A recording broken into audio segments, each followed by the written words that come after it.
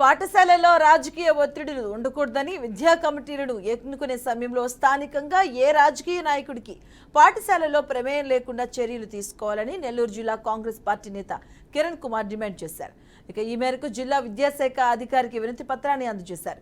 కాంగ్రెస్ హయాంలో విద్యా కమిటీలను తీసుకొచ్చారని, ఈ ప్రభుత్వ హయాంలో ఆ విద్యా కమిటీలను తిరిగి ప్రారంభిస్తున్నారని చెప్పారు. కానీ రాజకీయ ఒత్తిళ్లతో తాము చెప్పిన వారికే విద్యా కమిటీల్లో చైర్మన్లు సభ్యులుగా ఇవ్వాలని రాజకీయ నేతలు బెదిరిస్తున్నట్లు ఆరోపించారు. జీవో నెంబర్ 117 రద్దు చేయడం, పిల్లల భవిష్యత్తును ఆలోచించి పాఠ్యపుస్తకాల బరువును తగ్గించడం వంటి అంశాలపై డీఈఓకు వివరించారు.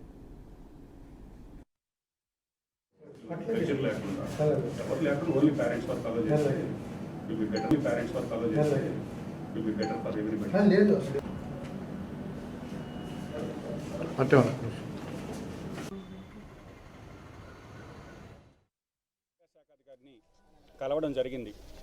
ఏదైతే అప్పటి కాంగ్రెస్ ప్రభుత్వం యూపీఏ గవర్నమెంట్లో విద్యా హక్కు చట్టంలో భాగంగా ఈ యొక్క తల్లిదండ్రులను కూడా పాఠశాల యొక్క విద్యలో భాగంగా ఏర్పాటు చేస్తే దానికి జవాబుదారీతనం పెరుగుతుందని పాఠశాల విద్యా కమిటీలని ఉంచాలనే ఉద్దేశంతో రైట్ టు ఫ్రీ ఎడ్యుకేషన్ యాక్ట్లో పొందుపరచడం జరిగింది. ఈరోజు అధికార పార్టీ నాయకులు వెళ్ళి అక్కడ మేము చెప్పిన వాళ్ళనే విద్యా కమిటీ చైర్మన్గా పెట్టాలని టీచర్లపైన ఒత్తిడి తేవడం, అదేవిధంగా తల్లిదండ్రుల దగ్గరికి వెళ్ళి మేము చెప్పిన మనుషులకే మీరు చేతులు ఎత్తాలి, లేదనుకుంటే మీ సంక్షేమ పథకాలు ఆపేస్తామని బెదిరించే విధంగా రాష్ట్రంలో ఈరోజు విద్యా కమిటీ ఎలక్షన్స్ జరుగుతున్నాయి.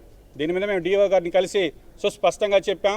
ఏ పార్టీ నాయకులను కానీ తల్లిదండ్రులు మినహా ఎవరిని కూడా పాఠశాలలోకి అనుమతించవద్దు. విద్యాశాఖ అధికారిని కలవడం జరిగింది. ఏదైతే